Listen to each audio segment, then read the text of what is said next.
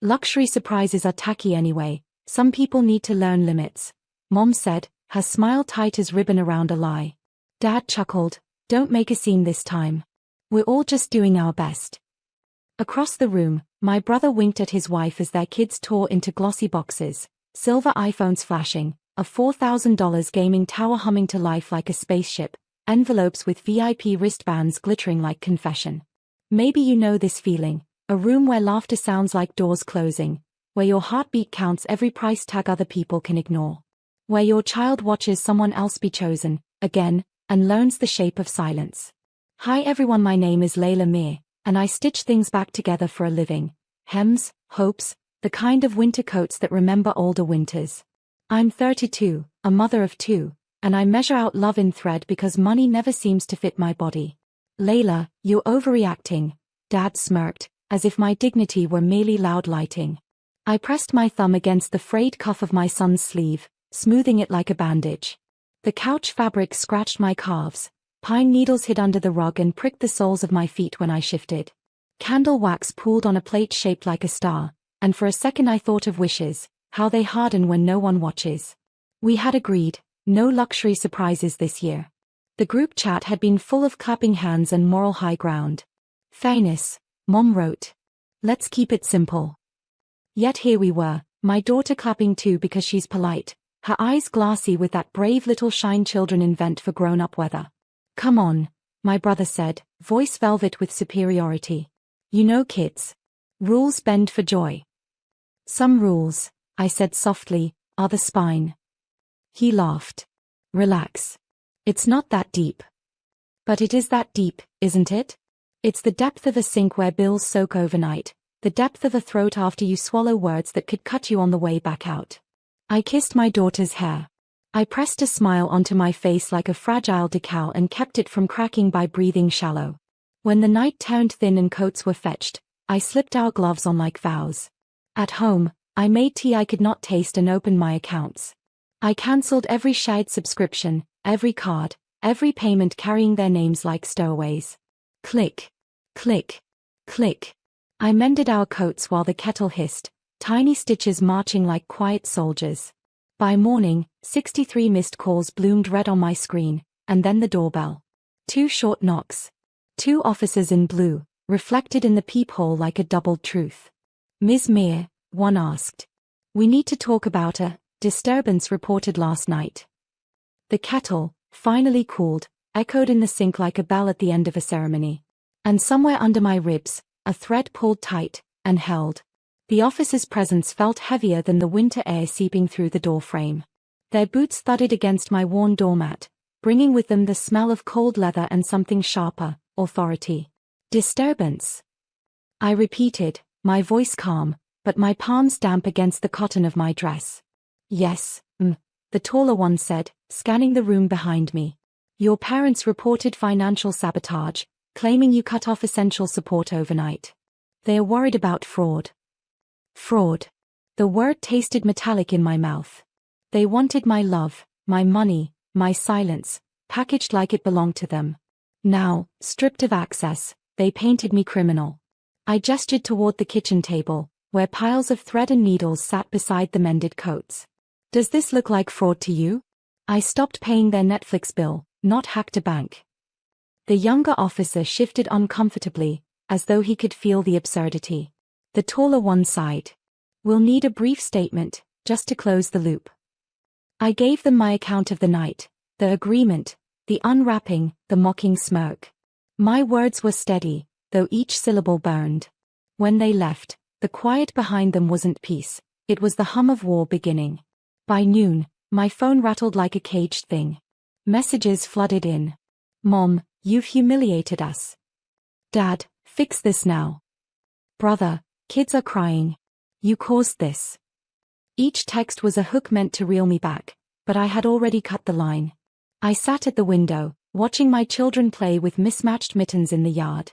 The sky was white as unwashed linen, the air sharp, and yet their laughter softened something inside me. They didn't need iPhones. They needed honesty. But honesty makes enemies in families built on illusions.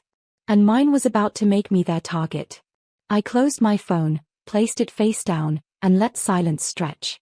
A silence sharper than any gift box's edge. Because sometimes the most dangerous thing you can give is nothing. The kettle clicked again, steam unfurling like a ghost.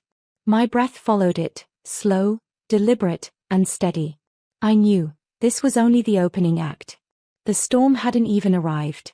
By evening, the storm broke, not in the sky, but through my front door in the form of my brother. He didn't knock. He barged in, voice already raised like a man rehearsing outrage. "Are you insane, Layla?" His eyes darted to the coats on the table, as if evidence of my crime were stitched into the seams. "Mom's furious. Dad hasn't slept. You embarrassed this family, and for what? Some petty revenge." I stood at the counter, my hands steadying a chipped mug of tea.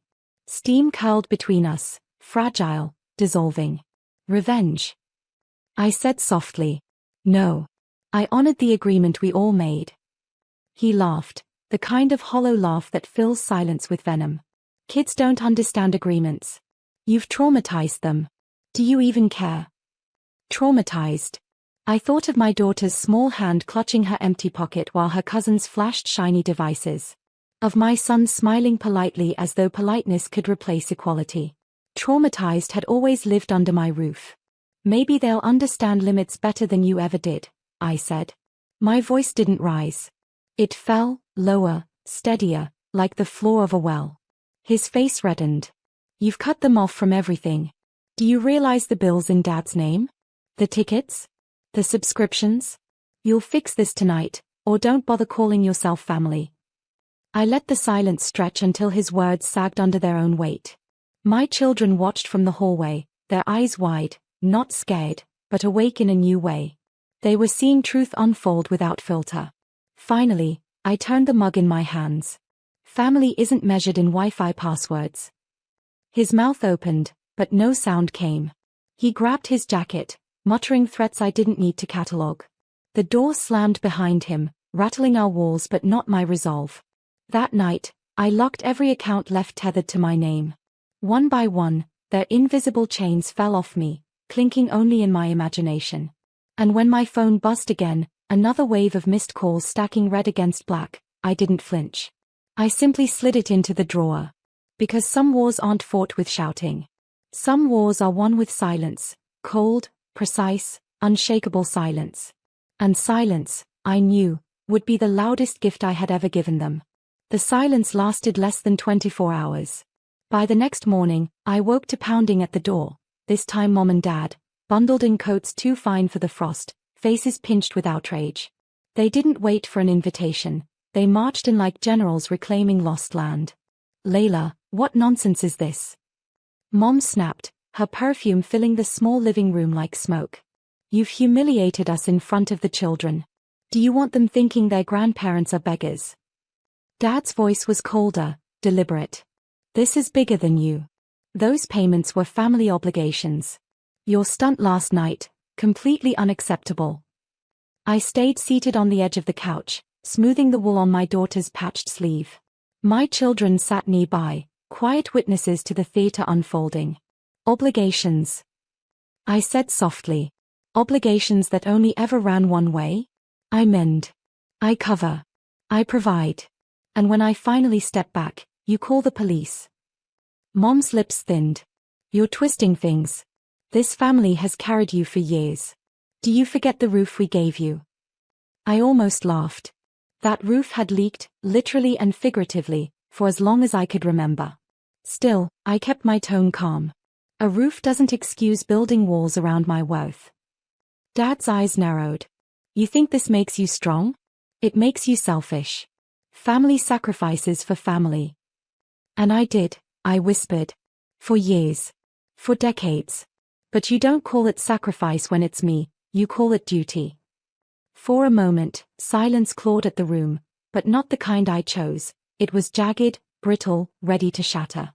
My children shifted, their breaths shallow. Finally, I stood. "You will leave now. And you will not use my name, my accounts, or my money again. That era is over." Mom's gasp was sharp, as though I'd struck her. Dad's fists clenched, but he didn't move. They left without another word, slamming the door so hard the frame groaned. I exhaled slowly, steadying myself, feeling something shift deep inside, a fracture sealing into steel. Because sometimes, the only way to save a family is to burn the version that was killing you. Word travels faster in families than truth ever can. By the next evening, my phone lit up with cousins, aunts, even old neighbors who hadn't spoken to me in years. Each message was the same hymn, sung in different keys. Layla, why are you doing this? Your parents are devastated. Just apologize. Don't make things worse. No one asked what I felt. No one asked what my children saw. They only saw the collapse of a free ride, dressed it up as betrayal, and handed me the blame. By midnight, my brother returned, this time not with shouting, but with a smug smile that made my skin prickle. He leaned against the doorframe, arms folded. You've made your point, Layla. Congratulations. But here's the reality, you need us more than we need you. Kids grow. Bills pile. You'll come crawling back. His confidence was a knife, but I didn't flinch. Instead, I offered him the silence he couldn't tolerate. I simply closed the door, slow and deliberate, until his smirk disappeared behind wooden steel. The quiet that followed wasn't empty, it pulsed, alive with my resolve. I poured tea, tucked my children into bed, and sat at the kitchen table with a blank notebook. For the first time in years, I wrote, not lists of bills, not plans for survival, but truths. Lines I had swallowed for decades. Words that could no longer stay silent. They never wanted fairness. They wanted obedience. They never wanted family. They wanted control. And I, finally, am free. The next morning, I carried that notebook to the bank. With each signature, I drew new boundaries, accounts retitled solely in my name, beneficiaries shifted to my children, automatic payments dissolved. When I left, the air felt sharper, cleaner. The world outside looked the same, gray buildings, pale winter sky, but my breath felt different, unshackled. And as I walked home, I realized the truth that burned beneath every stitch of every coat I'd ever mended. I wasn't just repairing fabric. I was repairing us. And this time, no one would cut through the thread. The retaliation came quickly. 2 days later, I received an envelope slid under my door. Inside was a letter, typed, not handwritten, cold in every font choice. It accused me of family negligence and warned that my selfish actions could cost me custody of my children if I didn't restore financial harmony. They weren't just angry now. They were escalating. I sat at the kitchen table, the letter trembling in my hands. My son looked up from his homework, sensing the shift in the air. Mama? Did we do something wrong? That question cut deeper than the letter ever could. I folded it once, twice, until the paper was no thicker than a matchstick, then dropped it into the trash. No, I said firmly. We're just learning how to live honest. That night, my brother called again. His voice was syrupy, fake sweet, a rehearsed trap. Look, Layla, we can fix this. Just reinstate the payments, and we'll forget everything. No police, no letters, no drama. Simple. I let the silence stretch before I answered. You're mistaking me for the person I used to be. Click. I ended the call. But I knew this wasn't over. People like them don't retreat, they regroup. And so I prepared, not with lawyers or threats, but with something more enduring. I began documenting everything, screenshots of the group chat agreement, receipts of my payments over the years, records of the police visit, even the letter. I built a fortress of truth, quiet and meticulous, each piece a brick no one could knock down. As I worked late into the night, my daughter wandered in, sleepy-eyed, clutching her patched teddy bear. She curled into my lap, and I rested my chin on her hair. For the first time in months, I felt the pulse of something warm inside me, strength, not fear. Because this wasn't just about cutting cords. It was about weaving a new fabric from scratch. One stitched with boundaries, dignity, and unshakable love. And if my family wanted a war over illusions, I was ready to fight with reality. The kind of reality that never bends for luxury lies. The storm reached its peak on a Sunday morning. I was sipping tea by the window when a black car rolled up outside my house. Out stepped my brother, flanked by 2 of his friends, men I didn't recognize, their arms folded, their presence deliberate. He didn't knock this time. He shouted from the curb, his voice carrying through the cold air. "Come out, Layla. This ends today." My children froze in the hallway. Fear flickered in their eyes, but beneath it, a question: would Mama fold? I opened the door slowly, letting the winter air slice between us. My brother's smirk was back, but it was tighter now, laced with desperation. "You think you can shame us, humiliate us, walk away? You're nothing without us." "Nothing." I held his gaze, calm as stone. "Funny. I've never felt more whole." The neighbor's curtains twitched, silent witnesses. My brother's voice grew louder, uglier, but I didn't rise to meet it. I only stepped aside and held up my phone, its screen recording every word, every threat. His friends shifted uneasily. He noticed, too late. His bravado cracked. "Turn that off," he hissed. "No," I said, steady. "This is what truth looks like when it isn't dressed in silk excuses." He faltered, his performance unraveling in the daylight. After a beat too long, he spat at the ground, turned, and stormed back to the car. The tires screeched as they sped away, leaving silence in their wake. My children ran to me, pressing their faces against my sides. I wrapped my arms around them, feeling their small hearts racing against mine. That evening, I uploaded the recording to a private drive and shared it with a lawyer I'd finally contacted. The paper fortress I'd been building was now lined with steel. And for the first time, I realized, I wasn't just defending myself. I was teaching my children how to stand, how to hold their ground without shouting, how to survive betrayal without becoming bitter. Because revenge isn't always fire. Sometimes it's ice, calm, unflinching, impossible to melt. And my silence had frozen their lies solid. The weeks that followed were quieter, not because my family had surrendered, but because they no longer had anywhere left to strike. Their access was gone, their leverage dismantled, their threats exposed. The lawyer I had consulted reviewed every screenshot, every receipt, every recording.